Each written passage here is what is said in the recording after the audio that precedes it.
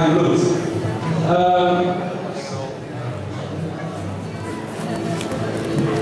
Zoals jullie kunnen zien hier een paard met wat al opvalt als die binnenkomt, van een hele mooie dogmatische manier van lopen.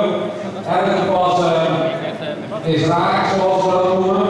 Paard van zichzelf ook al, ondanks haar jonge leeftijd, heel mooi in balans loopt, heel mooi van achter naar voren toe.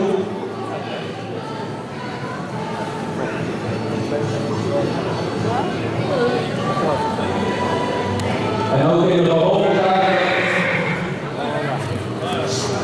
galop zijn het wel opvallend dat het paard beschikt over heel veel natuurlijke balans. Die echt al, deze toch wat kleine ruimte, al heel goed de eigen benen kan lopen. Op een hele mooie manier van proberen, mooi van achteruit naar voren. Het is een heel mooie gebruik van het voorbeen. En wat verder